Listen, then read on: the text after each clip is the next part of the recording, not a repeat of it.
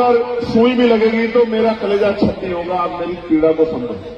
मैं आपको पूछना चाहता हूं, जब तक इस नौजवान की जेब में पैसा नहीं आएगा, जब तक पढ़े लिखे नौजवान को नौकरी रोजगार नहीं मिलेगा, आप बताओ हमारे हालात कैसे बदलेंगे? बताओ क्या बदल सकती है?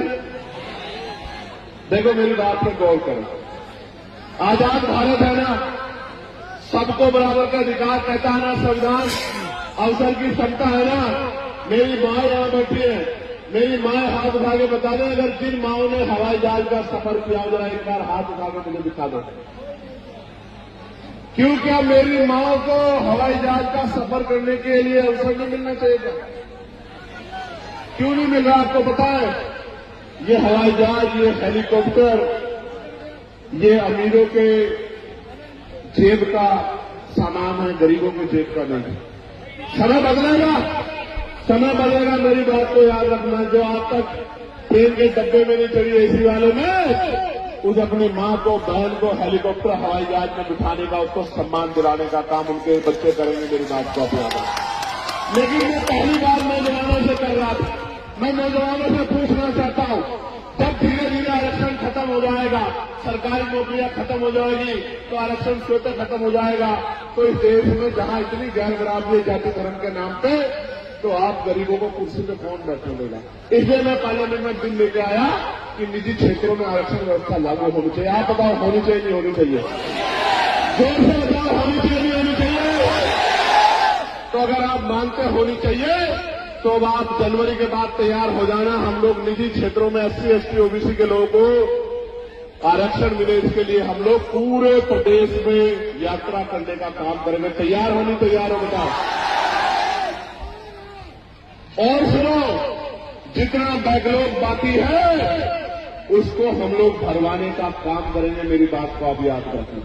जब राजकाज बनेगा, बड़े बड़े हाईवे बनते हैं, बड़े बड़े मॉल बनते हैं, जमीन अधिग्रहण की जाती है, मैं आपको विश्वास दिला के कहना चाहता हूं, जैसे आज की सरकार ने बिहार में 1 रुपया लीज पे 100 साल के लिए 1 एकड़ जमीन और हजारों एकड़ जमीन अडानी साहब को देने का काम किया है, तो मेरे अडानी तो आप ही हो। मैं आपको विश्वास दिलाता हूं, राजकाज बनेगा, जिस गरीब पे जमीन नहीं है उसको हम लोग अप्लाई करके जमीन दिलाने का काम करेंगे। मेरी बात को आप याद रखें।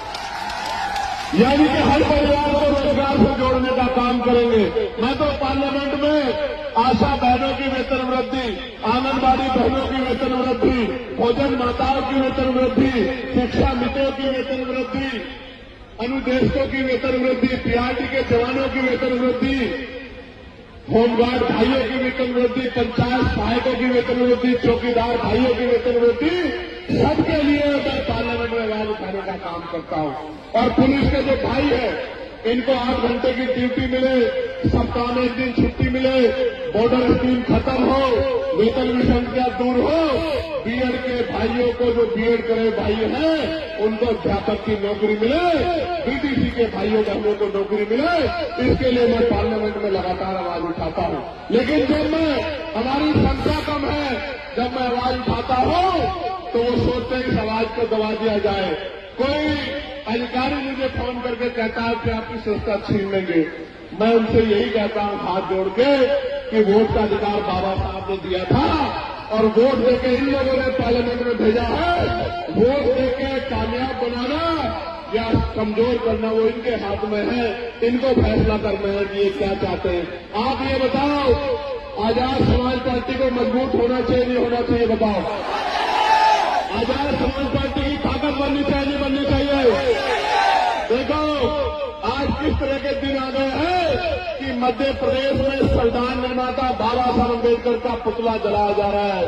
क्या ये तकलीफ दे है या नहीं? ये बताओ। क्या हमारे सीने में आग लगनी चाहिए नहीं लगनी चाहिए? मैंने सरकार को चैलेंज किया है कि अगर 72 घंटे में उन पर अपराधियों पर कार्रवाई नहीं हुई तो मैं पैदल ही ग्वालियर के लिए निकलूंगा और किसी कीमत पे पीछे हटने वाला नहीं हूं, क्योंकि हम अपने महापुरुषों का अपमान किसी भी कीमत पर नहीं सहेंगे। प्यारे साथियों,